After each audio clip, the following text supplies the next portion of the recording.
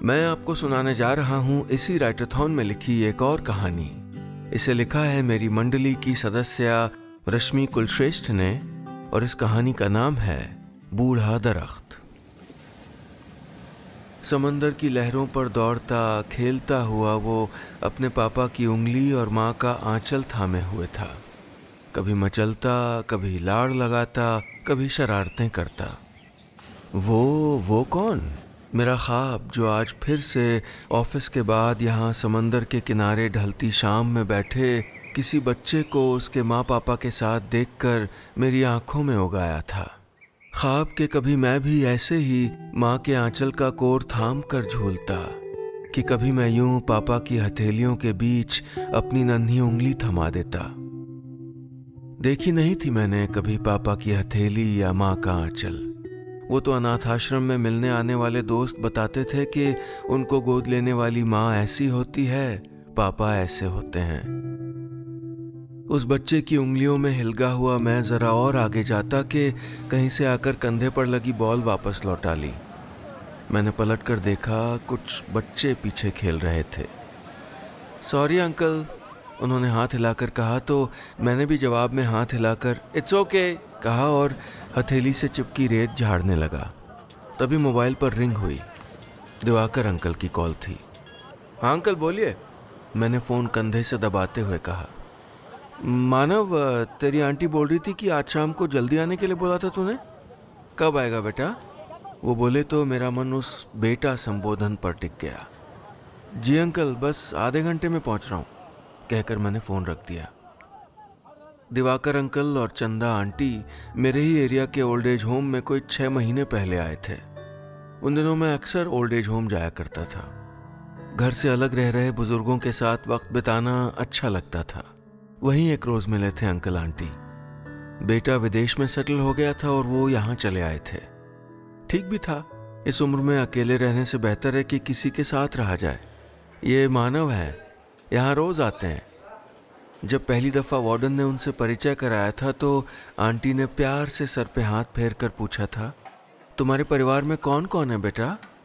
जी कोई नहीं। मेरा ये कोई नहीं कहना कितना खाली, कितना तकलीफ देह था वो समझ गई थी। बूझ गई थी कि मैं अनाथ था। बस प्यार से सर पर हाथ फेर कर कहा था, हम हैं ना बेटा। मैं उनको जब भी देखता तो सोचता कि अगर मेरी माँ होती तो शायद ऐसी ही होती, प्यार करने वाली, और पापा होते तो अंकल जैसे, समझाने वाले, मुश्किल बातों को आसान बना देने वाले। वक्त के साथ साथ मेरा सोचना अगले पड़ाव पर पहुंचने लगा था। पड़ाव ये कि अंकल आंटी जिंदगी भर क्या सिर्फ मेरे माता पिता के समान हो सकते थे? माता पिता नहीं, एक पति पत्नी अगर अनाथाश्रम से बच्चा गोद लेकर माता पिता बन सकते हैं तो एक लड़का क्या वृद्धाश्रम में अपने माता पिता नहीं खोज सकता? कुछ बातें ज्यादा वक्त मांगती हैं। हम उन्हें सोचते हैं, उनके करने और ना करने के अर्थ निकालते रहते हैं। उस शाम मैंने अंकल से कोई बात नहीं की। सोचता रहा कि कैसे कहूं, उन्हें बताऊं क्या कि ये परिवार का ना होना, अकेला होना कितनी तकलीफ देता है मैं जानता हूं। रिश्तों के ना होने की खलिश क्या होती है महसूस की है मैंने। रात के 2:30 बज रहे थे। मैं अपने मकान की दीवार पर लटकी अनाथाश्रम के दोस्तों के साथ ली गई तस्वीरें देख रहा था। इसमें हर साल कुछ चेहरे नए होते और कुछ पुराने गायब। उन्हें कोई अपना बेटा या बेटी बनाकर ले जाया करता था। कल एक अंकल आंटी आएंगे, अच्छे से बर्ताव करना, अगर कोई पसंद आया तो वो ले जाएंगे। आश्रम की वार्डन जिस दोपहर कहती थी तब से लेकर रात तक हम सब तैयारी करते रहते। कैसे खाना है, क्या बोलना है, क्या ऐसा करना है कि वो हमें ही लेकर जाएं। मैं भी उनमें से एक हुआ करता था।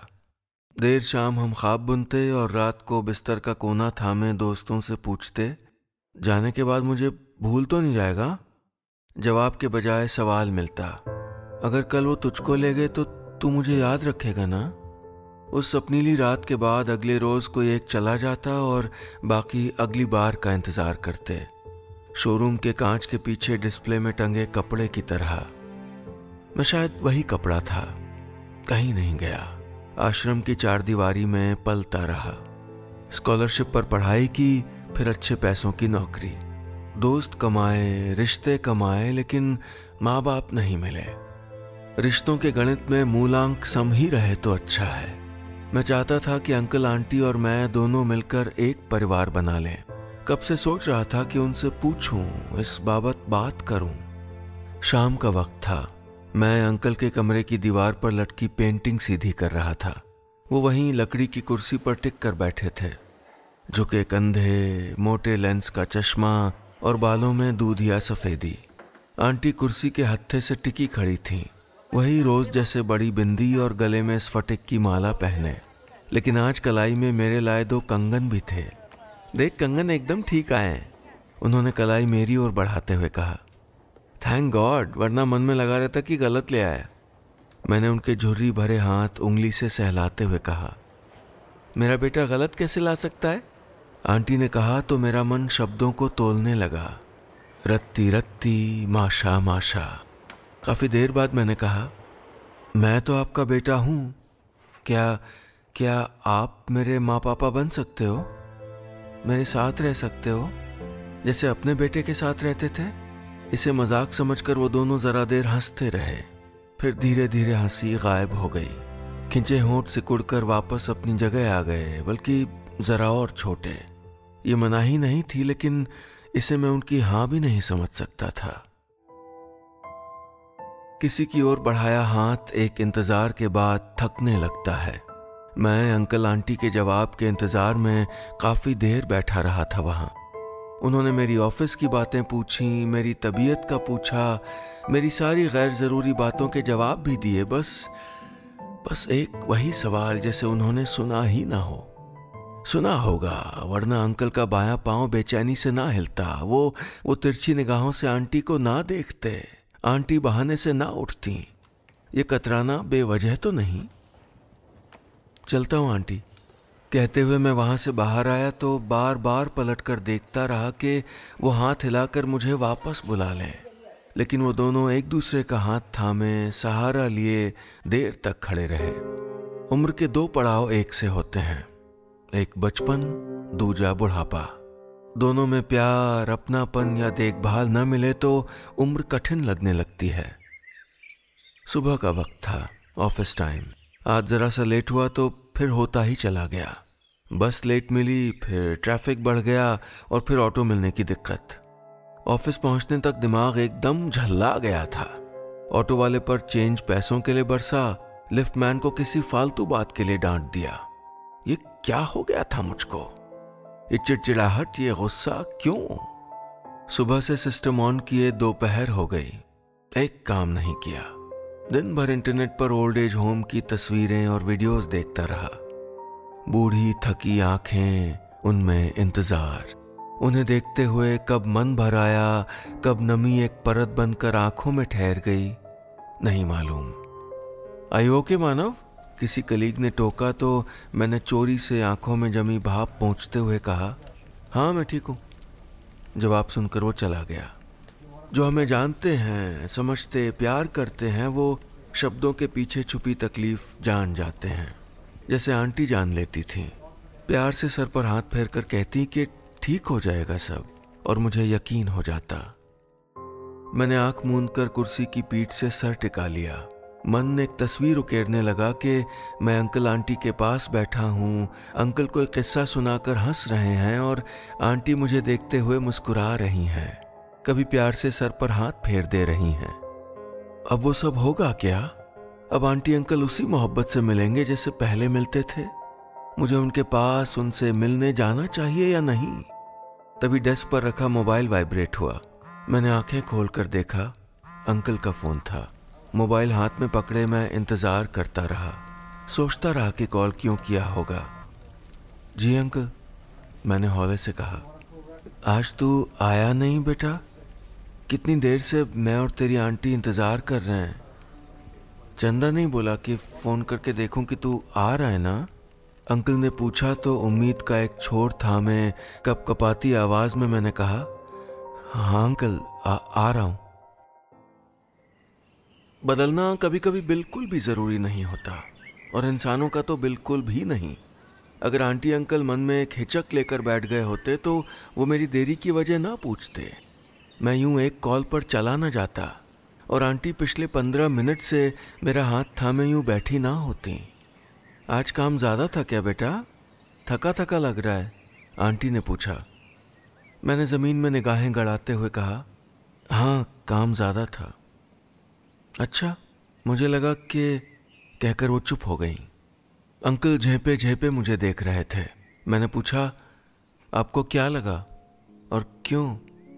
आंटी प्यार से सर पर हाथ फेरते हुए बोली, जानता है मानव, तेरी शक्ल मुझे अपने बेटे की याद दिलाती है, इसीलिए तो दिन में एक बार तुझसे मिलना ज़रूरी हो जाता है बेटा। कहते हुए उन्होंने मेरा माथा चूमा तो लगा जैसे एक पल को मेरा वजूद उनके बेटे सा हो गया हो। बेटा ही तो था मैं उनका, लेकिन वो मेरे अंकल आंटी थे। मानव, आज बग्गे की फेयरवेल करनी है, तू भी रहना। कह रहा था वो कि तुझको भी बोल दूं। अंकल ने कहकर बातों की दिशा बदली। वो कहीं जा रहे हैं क्या? मैंने पूछा तो पता चला कि उनकी बेटी उनको लेने आ रही है। रात को जब उनकी बेटी लेने आई तो अपने दोस्तों से गले लगकर रो दिए थे बग्गा अंकल। दोस्त, यार, साथी, बीसियों लोग छूट रहे थे और मिल रहा था एक परिवार।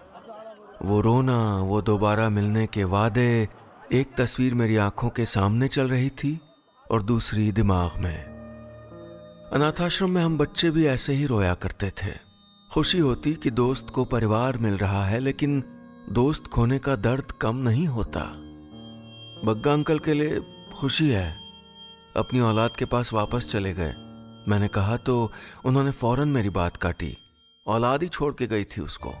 ये बच्चे समझते नहीं हैं कि बूढ़ा पेड़ जरा देर से जड़ें जमा पाता है। इतना आसान थोड़े होता है कहीं भी पनप जाना।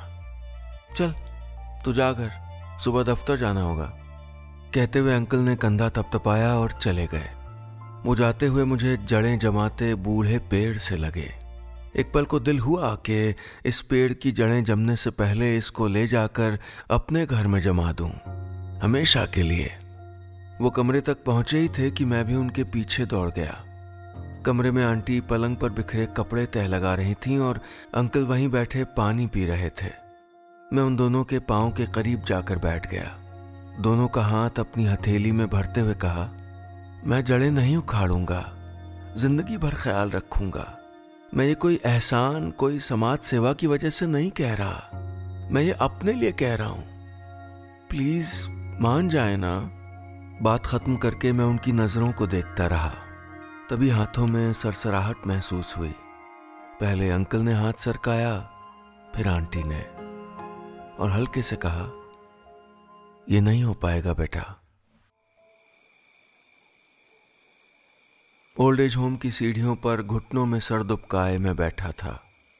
अंकल आंटी का वो ना कहना मेरे कानों में झींगुरों से ज्यादा तेज सुनाई दे रहा था। कभी सीढ़ियों की ओर आती कोई आहट सुनाई देती तो आंखें मूंद कर इंतजार करता कि शायद अंकल आकर मेरे साथ बैठकर प्यार से कंधे पर हाथ रख दें, या आंटी मेरे सामने खड़ी होकर मनोहार करें, कहें कि नाराज मत हो बेटा। लेकिन बहुत देर तक कोई नहीं आया। मेरे लिए सबसे मुश्किल होता है किसी का इंतजार करना, और देखो जिंदगी में मैंने बस ये ही किया। बचपन में किसी के घर बेटा बनकर जाने का, और अब माँ पापा को अपने घर लाने का इंतजार। मानव, तू यहाँ क्यों बैठा है बेटा? अंकल की आवाज सुनकर मैं पलटा। उनके कंधे जरा और झुके हुए लगे। वो हाथ बढ़ाकर बोले, चल भीतर चल। मैंने उनका हाथ नहीं थामा, उठा और भीतर चला आया। अंकल की मायूस उंगलियों को गोल मुड़ते, मुट्ठी बंधते देखा था मैंने। कोई विद्रोह नहीं था, बस मन दुखा हुआ था। मैं भीतर आकर कुर्सी पर बैठ गया। आंटी पलंग के एक कोने पर टिकी थीं और अंकल मेरे सामने खड़े थे। तू बहुत अच्छा है बेटा, वरना आज के ज़माने में तो बुजुर्गों को घर से निकाले जाते हुए देखा है हमने। कहते हुए अंकल चुप हो गए। तो ज़रूरी है कि जो देखा नहीं गया वो कभी नहीं हो सकता? मैंने पूछा। वो 2 मिनट चुप रहे, फिर अलमारी की तरफ जाकर एक डिब्बा उठाकर लाए और मेरे सामने रखते हुए बोले, उम्र ढल रही है बेटा, इन दवाओं के सहारे जीते हैं। कल को शरीर गलेगा, ताकत खत्म होगी, तब तब हमारी देखभाल कर पाएगा क्या? हाँ, कर पाऊंगा, मैंने थरथराती आवाज को काबू करते हुए कहा। तब भी जब बिस्तर पे पड़ जाएंगे, पानी भी उठा के पी सकें इतनी भी ताकत नहीं रहेगी तब? अंकल ने फिर पूछा। हाँ तब भी, अगर ना करूं तो कान उमेट कर डांटना, 2-4 चपत भी लगा देना आप। पता है, बचपन से आज तक तरसता रहा कि स्कूल से फिर ऑफिस से घर पहुंचूं तो माँ बोले, आ गया बेटा। सुबह की चाय के साथ अखबार की सुर्खियां दोहरा के पापा सुने, आप यहाँ अकेले हैं, बेटा बाहर है, वहां जाएंगे नहीं, तो मेरे साथ क्यों नहीं रह सकते, मेरे लिए? कहकर मैं चुप हुआ तो आंटी की हल्की हल्की सिसकी सुनाई देने लगी। अंकल आंटी के कंधों पर हाथ थपथपाते हुए उन्हें चुप रहने के लिए कह रहे थे। बावरी है, कभी भी रोने लगती है, कहते हुए अंकल जरा सा हंसे, फिर सहम गए। बोले, आसान नहीं होता ये सब, अगर होता तो शायद हमारा बेटा हमें यूं छोड़ के ना जाता। पूना शहर को दूर तो नहीं? कहते हुए अंकल पलंग पर धम से बैठ गए। मेरे दिमाग में बहुत सी बातें तरह ऊपर चलती रहीं और उनमें सबसे ऊपर आखिरी कही बात, सबसे बड़ा झूठ कि उनका बेटा विदेश में नहीं, पुणे में रहता था। छुपे हुए घाव जब खुलते हैं तो बहुत अजीब लगते हैं।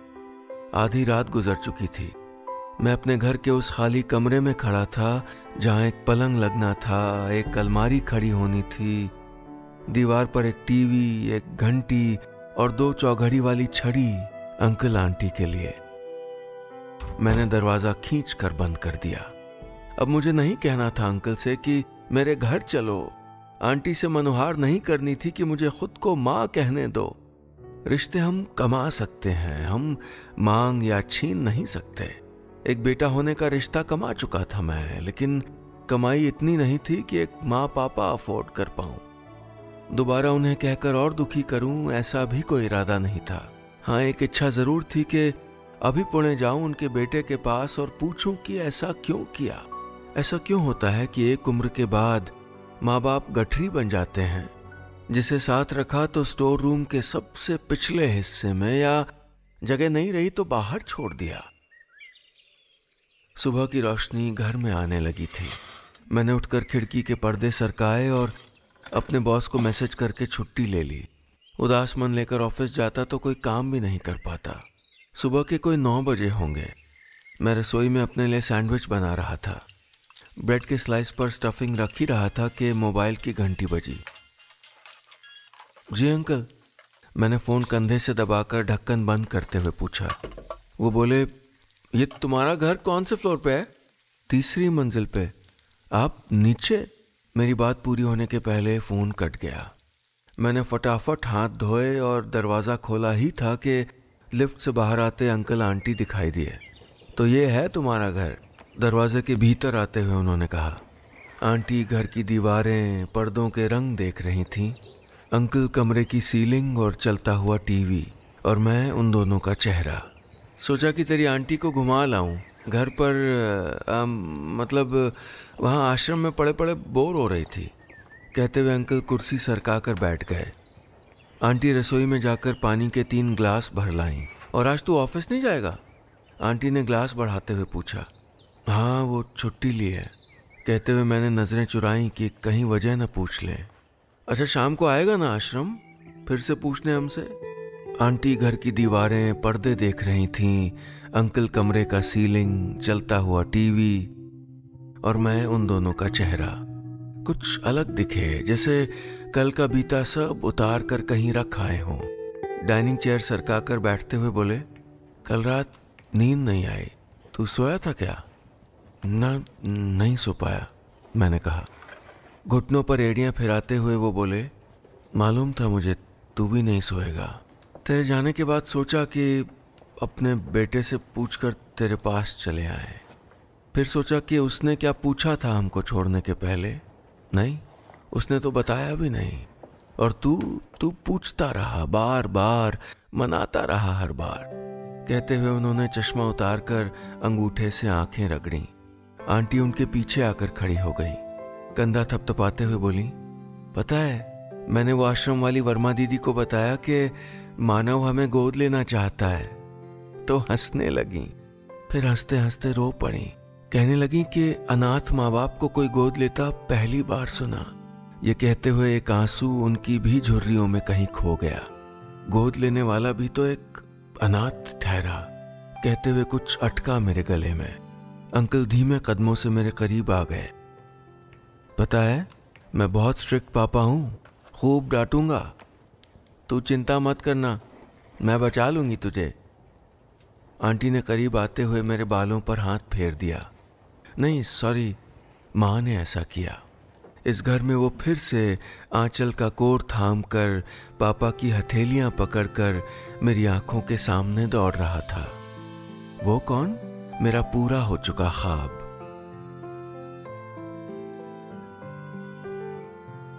बस इतनी सी थी ये कहानी।